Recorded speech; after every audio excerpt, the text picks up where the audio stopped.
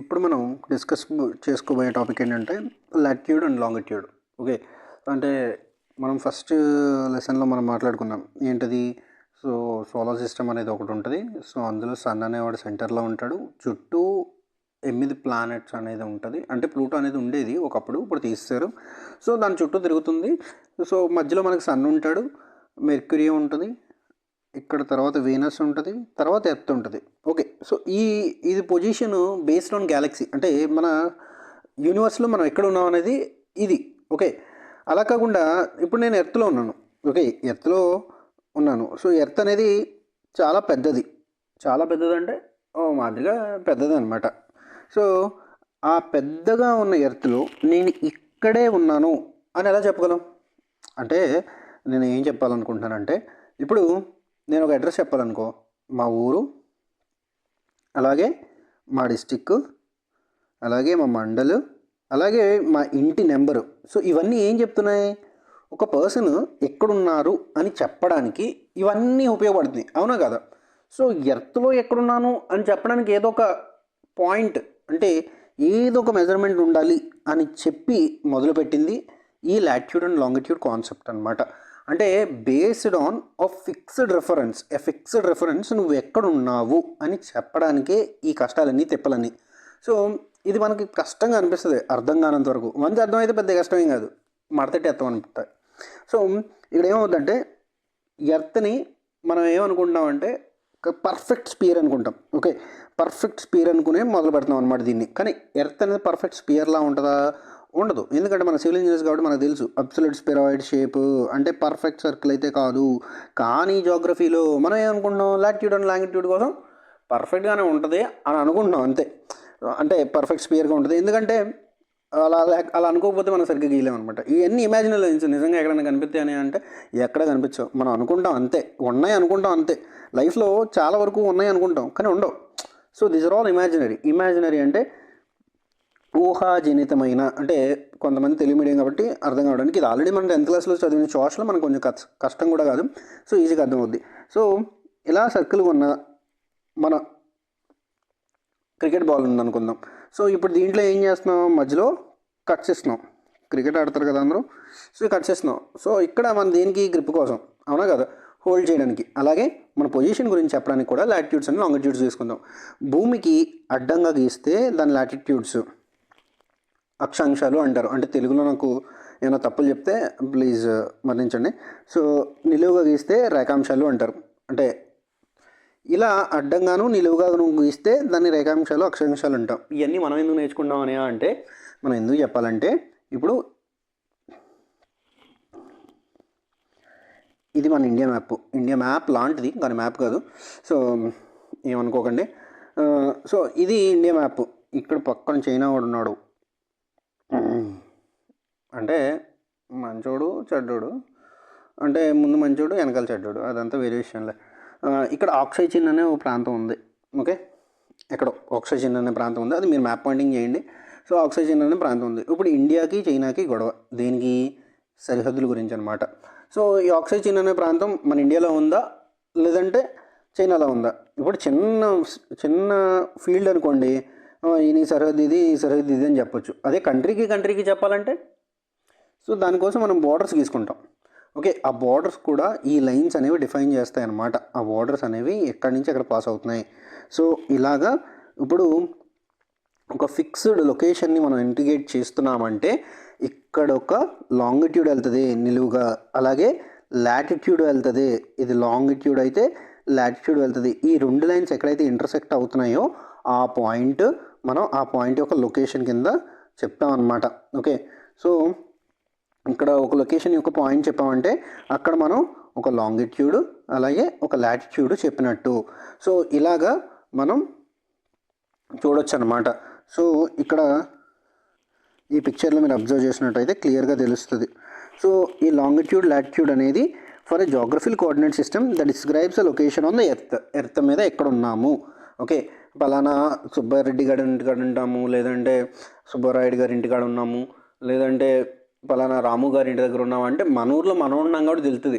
ఎక్కడి నుంచో వచ్చే ఒక మిసైల్కో లేదంటే ఒక రాకెట్కో ఇక్కడే లాంచ్ అవ్వాలి అంటే దానికి తెలియదు కదా. సో ఎందుకంటే రోజు మన వీధుల్లో తిరగవు కాబట్టి అయ్యి సో మనకు తెలియదు.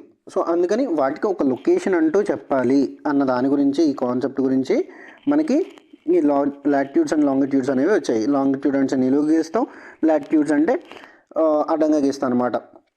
ఓకే, ఇప్పుడు కొన్ని ఇందులో ఎలా పడితే అలా గీసేయచ్చా అంటే లేదు, అలా గీయకూడదు అనమాట. ఎందుకంటే అందరూ ఒకే సిస్టమ్ ఫాలో అవ్వరు కదా. సో ఇలా మధ్యలో లాటిట్యూడ్, లాంగెస్ట్ లాటిట్యూడ్ వచ్చి ఈక్వేటర్. అంటే ఇప్పుడు మన భూమికి ఇలా అడ్డంగా గీస్తున్నాం కదా, సో ఇందులో లాంగెస్ట్ మొత్తం అంతా భూమి అంతా కవర్ అవుద్ది. ఎందుకంటే మనం కట్స్ కూడా ఎప్పుడు కూడా బాల్కి, క్రికెట్ బాల్కి ఇలా మధ్యలోనే వేస్తాం. ఎందుకంటే షేప్ను హోల్డ్ చేస్తుంది కాబట్టి అక్కడ వేస్తాం, అది వేరే విషయం. సో ఇక్కడ ఈక్వేటర్ కూడా అలాంటిది అనుకోండి సింపుల్గా. సో ఈక్వేటర్ అనేది, సో ఇక్కడ నుంచి పైనుంచి గీసే గీతలో ఇలా ఇలా ఇలా ఇలా తగ్గుకుంటూ వెళ్ళి, అంటే సింపుల్గా మన కాంటూర్లో ఒక్కొక్క లైన్ పెరుక్కుంటూ వెళ్తుంది, ఒక్కొక్క కాంటూర్ లైన్ తగ్గుకుంటూ వెళ్తుంది కదా. సో ఈ కాంటూర్ లైన్స్ అనేవి మనకి ఏదైనా డిప్రెషన్ అలాగే హిల్ని రిప్రజెంట్ చేయడానికి వాడతాం కదా. సో సేమ్ అలాగే ఇక్కడ కూడా లాటిట్యూడ్స్ గీస్తాం అనమాట. సో ఫస్ట్ ఇక్కడ మనం స్టార్ట్ చేసేటప్పుడు 0తో స్టార్ట్ చేస్తాం. ఈక్వేటర్ ఎప్పుడు 0. ఓకే, సో పైకి వెళ్ళే కొద్దీ పెరుగుద్ది అనమాట. ఎక్కడి వరకు పెరుగుద్ది? 90 వరకు పెరుగుద్ది. ఓకే, కిందకి 90 గీస్తాం అనమాట. అలాగే ఇలా నిలువుగా కూడా ఒక గీత ఉంటుంది, దాన్ని మనం ప్రైమ్ మెరీడియన్ అంటాం. సో ఇది 180 డిగ్రీస్ దాకా ఉంటుంది అనమాట. సో తర్వాత దీన్ని ఇలా గీసుకుంటూ వెళ్తాం, ఇలా నిలువుగా కూడా గీతలు గీసుకుంటూ వెళ్తాం అనమాట. ఈ ప్రైమ్ మెరీడియన్ని మనం గ్రీన్విచ్ మెరీడియన్ అంటాం. జిఎంటీ అని మనం చాలా చోట్ల చదువుతాం కదా, దాన్ని గ్రీన్విచ్ మెరీడియన్ టైం అంటారు. అంటే ఈ మెరీడియన్ బేస్ చేసుకుని మనం టైం అనేది క్యాలిక్యులేట్ చేయడం జరుగుతుందన్నమాట. సో ఇక్కడ ఏంటంటే మనం ఎక్కడున్నాము అంటే జిఎంటీ ప్లస్ 530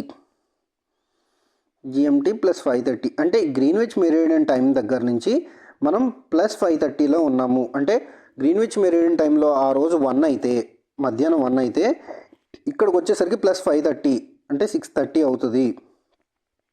సో ఇలాగా ప్లస్ 530లో ఉన్నాం మనం. అదే మైనస్ 530 అంటే ఆ లెఫ్ట్ సైడ్ ఉన్నట్టు అనమాట. సో ఇలాగా మనకి లాంగిట్యూడ్స్కి వచ్చేసరికి ఇక్కడ చూసినట్టయితే నిలువుగా వెళ్తే ఈస్ట్ ఆర్ వెస్ట్ అనేది ఆ లాంగిట్యూడ్స్ని ఇండికేట్ చేస్తాయి. అలాగే లాటిట్యూడ్స్కి వచ్చేసరికి సౌత్ ఆర్ నార్త్. ఓకే, ఇప్పుడు మనం ఒక క్వశ్చన్ చూద్దాం దీంట్లో చిన్నగా. అది పెద్ద క్వశ్చన్లు వద్దు, భయపడతాం కాబట్టి. మనం north are south, east or west. Okay, so మనం ఇండియాలో ఒక ప్లేస్లో ఉన్నాము అని చెప్పాలంటే ఈ రెండిట్లో ఏది సెలెక్ట్ చేసుకోవాలి? ఇది మనకి ఒక 8 degrees 40 minutes అని ఉందనుకుందాం. Okay, 8 degrees 40. సో దీంట్లో మనం ఏది తీసుకోవాలి? Okay, north are south, east and west, ఈ రెండిట్లో ఏ డైరెక్షన్స్ మనం తీసుకోవాలి? ఓకే, ఇక్కడ ఒకసారి మళ్ళీ ఒకసారి పిక్చర్ చూపిస్తా అర్థం కావడానికి. లాస్ట్ టైం మనం క్లాస్లో డిస్కస్ చేసుకున్న హెమిస్పియర్స్ అనే కాన్సెప్ట్. సో మనం ఆల్రెడీ లాస్ట్ టైం క్లాస్లో డిస్కస్ చేసుకున్నప్పుడు ఈ పైన ఉన్నదాన్ని నార్తర్న్ హెమిస్పియర్, ఈ కింద ఉన్నదాన్ని సదరన్ హెమిస్పియర్, అలాగే ఈస్ట్ వెస్ట్ అంటే రైట్ సైడ్ ఉన్నదాన్ని ఈస్ట్, లెఫ్ట్ సైడ్ ఉన్న పొజిషన్ వెస్ట్ అంటాం. దీంట్లో ఇండియా ఎక్కడ ఉందని చూసారా? పార్షియాలిటీ ఇందులో ఎక్కడ ఇండియా అని చూపించలేదు. గూగుల్ తల్లికి కూడా ఇండియా మీద పార్షియాలిటీ. ఓకే, సరే, ఇట్స్ ఆల్ ఓకే. సో మనం ఎప్పుడూ కూడా నార్తర్న్ హెమిస్పియర్లో ఉంటాం. సో అందుకని మనకి నార్త్ చూపిస్తుంది. అలాగే ఈస్ట్లో ఉంటాం అనమాట. సో నార్త్ ఈస్ట్ మనం ఏదన్నా తీసుకున్నామంటే నార్తర్న్ హెమిస్పియర్లో అలాగే ఈస్ట్ పార్ట్లో ఉంటాం అనమాట. అంటే ఎర్త్ ఇదైతే, సో ఎర్త్ ఇదైతే మనం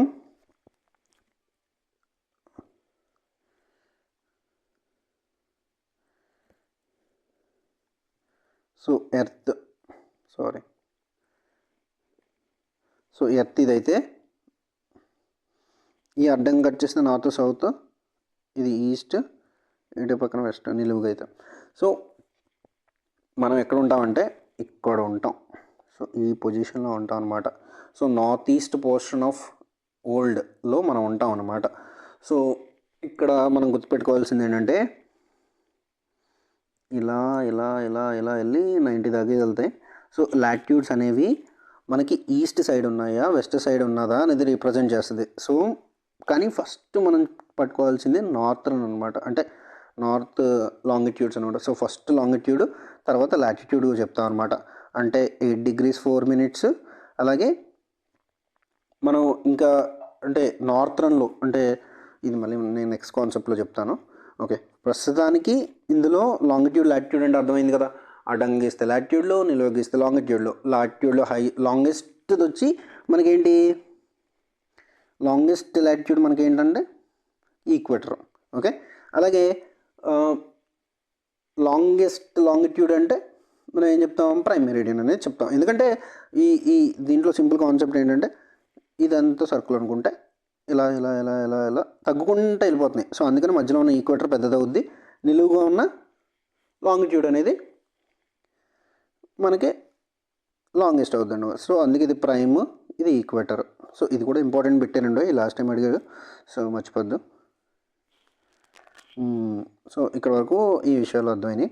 దీని తర్వాత కొన్ని లైన్స్ ఉన్నాయి, సో ఆ లైన్స్ అనేవి ఇంపార్టెంట్.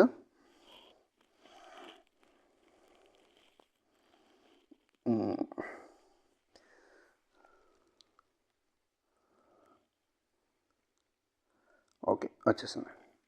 సో ఇప్పుడు దీంట్లో కొన్ని లైన్స్ ఉన్నాయి, సో ఆ లైన్స్ గురించి డిస్కస్ చేద్దాం, అంటే లాటిట్యూడ్స్లో లాంగిట్యూడ్స్లో. సో ఇప్పుడు లాటిట్యూడ్ అనేది మనకి నిలువుగా ఉంటే లాటిట్యూడ్ అనుకున్నాం కదా ఇలాగా. సో ఈ లాటిట్యూడ్లో ట్రాపిక్ ఆఫ్ క్యాన్సర్ అనేది ఉంటుంది అనమాట, ఒకటి 23.5 degrees దగ్గర. అలాగే అంటే ఇక్కడ ఈ నొటేషన్స్ అనేవి ఇంపార్టెంట్. మనం అనుకున్నాం కదా లాటిట్యూడ్ నార్త్ సౌత్తో రిప్రజెంట్ చేస్తాం, ఎందుకంటే నార్థన్ హెమిస్ఫియర్లో సదర్న్ హెమిస్ఫియర్లో ఉన్నాయని, లాంగిట్యూడ్ అనేవి ఈస్టర్న్ వెస్టర్న్ పోర్షన్లో ఉన్నాయని మనం రిప్రజెంట్ చేస్తాము. ఇక్కడ ట్రాపిక్ ఆఫ్ క్యాన్సర్ అంటే 23.5 degrees దగ్గర నుంచి ఏదైతే మనకు ట్రావెల్ అవుతుందో, సో 23.5 degrees దగ్గర నుంచి దాన్ని ట్రాపిక్ ఆఫ్ క్యాన్సర్ అంటాం. అలాగే అంటే కర్కాటక రేఖ ఉంటాయి కదా తెలుగులో, సేమ్ అయ్యా అనమాట. అలాగే ఆర్టిక్ అంటే ఈ పేరు కొట్టి తెలుగులో ఏమంటారు అనేది మీరు ఒకసారి చూడండి, మీకు దానివల్ల ఇంకొంచెం అర్థం అవుతుంది. సో ట్రాపిక్ ఆఫ్ క్యాన్సర్ అనేది ఎక్కడి నుంచి పాస్ అవుతుంది అంటే ఇప్పుడు ఏ స్టేట్స్ నుంచి పాస్ అవుతుంది, మనకి దీని నుంచి వచ్చే బిట్ ఏంటంటే ఏ స్టేట్స్ నుంచి పాస్ అవుతుందని అడుగుతూ ఉంటాడు అప్పుడప్పుడు. అలాగే 82.5 degrees అనేది కూడా ఉంటుంది, అది మనకి అది మనం స్టాండర్డ్ టైం కింద తీసుకుంటాం. సో ఎందుకు అలా తీసుకుంటాం అనేది కూడా మనం తర్వాత డిస్కస్ చేస్తాం. 82.5 degrees లాంగిట్యూడ్నే మనం ఎందుకు స్టాండర్డ్గా తీసుకుంటాం అనేది కూడా తర్వాత చూద్దాం. 82.5 degrees అనేది ఇది ఒకటి కొంచెం గుర్తుపెట్టుకోండి, మనం నెక్స్ట్ క్లాస్లో ఎలాగో డిస్కస్ చేస్తాం అనుకో. సో ఇక్కడ 23.5 degrees అనేది 23.5 Tropic of Cancer. Arctic Circle అంటే 60. ఆర్టిక్ ఇక్కడ పోల్స్ ఇది తెలుసు కదా, నార్థన్ పోల్ సదరన్ పోల్ అంటే ధ్రువాలు. సో మ్యాగ్నెటిక్ లైన్స్ ఎప్పుడు ఇలాగే ట్రావెల్ అవుతాయి అని కూడా డిస్కస్ చేస్తాం, ఇదే మన కాంపస్ సర్వేయింగ్లో కూడా వస్తుంది. సో ఇలాగే పోల్ ఎందుకు తిరుగుద్ది, ఒక ఫ్రీలీ సస్పెండెడ్ ఒక మ్యాగ్నెట్ తీసి గాల్లో సస్పెండ్ చేస్తే అది నార్థన్ సౌతర్న్ పోర్షన్ ఎందుకు, మ్యాగ్నెటిక్ ఇండక్షన్ ఇదంతా మనం ఫిజిక్స్లో మ్యాగ్నెటిజంలో చదువుకుంటాం. సో మ్యాగ్నెటిజం మీద వెబర్స్ ఇవన్నీ మనం డిస్కస్ చేస్తాం. సో అవన్నీ అక్కడ పార్ట్స్. బట్ ఈ టైంలో మనం గుర్తుపెట్టుకోవాల్సింది ఏంటంటే Tropic of Cancer, Arctic Circle, అలాగే Tropic of Capricorn, Antarctica circle, ఈ ఏ లాటిట్యూడ్స్ ఏ లాంగిట్యూడ్స్ దగ్గర ఉన్నాయి అనేది చాలా ఇంపార్టెంట్ అనమాట. సో ఇది మన హోల్ అంటే ప్రపంచంలో మనం ఎక్కడ ఏ పొజిషన్లో ఉండే జీపీఎస్ ఇచ్చే కోఆర్డినేట్స్ ఏవైతే ఉన్నాయో అవే అన్నమాట ఇదంతా సింపుల్గా. సో నువ్వు ఇప్పుడు ఏం చేస్తావంటే గూగుల్ మ్యాప్స్ ఓపెన్ చేసి నువ్వు ఉన్న పాయింట్ టచ్ చేయి. ఇలా టచ్ చేస్తే 16 degrees 42 minutes, 83 degrees 22 minutes అని చెప్పి ఒక లొకేషన్ వస్తుంది. ఓకే, సో ఆ లొకేషనే నీ లాంగిట్యూడ్ లాటిట్యూడ్ అనమాట. సో ఇక్కడ వరకు లాంగిట్యూడ్ అండ్ లాటిట్యూడ్ మోస్ట్లీ మనం తెలుసుకోవాల్సిన బేసిక్స్ అనమాట. సో ఈ బేసిక్స్లో ఎక్కడైనా క్వశ్చన్ రావచ్చు, ఎవ్రీథింగ్ నేను రాసిందంతా ఇంపార్టెంటే. ఓకే, సో ఇప్పుడు మనం నార్త్ టు సౌత్ ఇండియా, ఇప్పుడు నీకు లాంగిట్యూడ్ అంటే అర్థమైంది, లాంగిట్యూడ్ అర్థమైంది సింపుల్గా.